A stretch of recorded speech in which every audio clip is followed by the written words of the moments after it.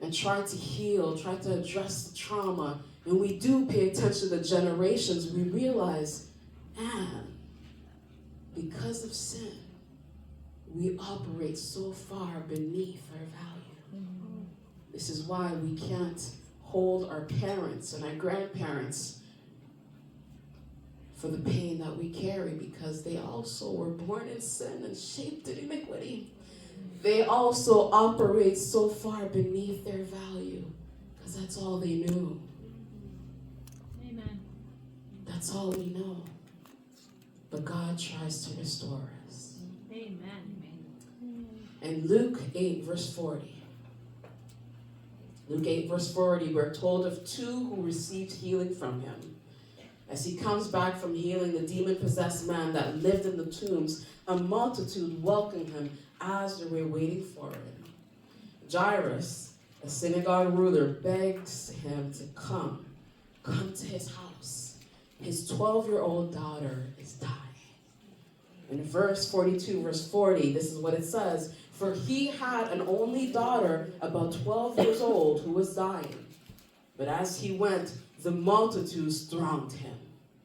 Now, a woman having a flow of blood for 12 years, who had spent all her livelihood on physicians and could not be healed by any, came from behind and touched the border, the hem of his garments. And immediately her flow of blood stopped. We know this story very well. But let's pause and let's take a look at the different approaches. It could seem normal and understandable for a synagogue ruler to have the confidence to come, make his way through the crowd to obtain Jesus' attention. Wow, this woman just comes only to approach from behind, silently, not to be recognized, and only to just touch. That could seem normal to us, but why is it normal to us? Why don't we question the normality of that? It could seem normal. A male synagogue ruler, of course he has the boldness. Maybe he even has the right for his daughter to be healed immediately. But why is that normal? Why? You see, the hem of Jesus' garments. This is referring to the tassels that Jewish men wore in their garments. We see this in Numbers 15, verse 37 to 41. Numbers 15, 37 to 41 will tell you the history of the hem and how powerful this is. This is what it says. Again, the Lord spoke to Moses, saying, "Speak to the children of Israel. Tell them to make tassels on the corners of their garments throughout their generations, and put a blue thread in the tassels of the corners. And you shall have the tassels, that you may look upon it and remember all the commandments of the Lord and do them." That's the history of a hem. It could seem like it's so insignificant. These tassels were meant to be reminders to obey God's commandments. They symbolize God's authority, God's holiness. Amen. So although socially speaking, a Jewish male synagogue ruler, well respected by society, had the right to get his master's attention for emergency, God allowed a woman who's already marginalized because of her sex, ceremonially unclean because of her illness, who could face public shaming or even punishment for possibly contaminating others by touching them, not only get instant healing, but get his undivided attention as he stops the crowd and says, "Who touched me?" Yes.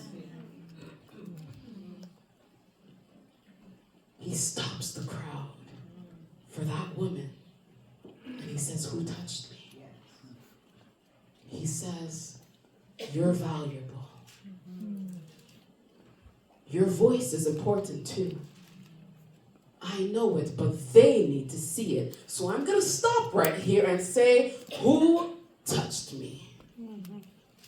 He gave her what she hadn't experienced for a minimum of 12 years, a voice and status.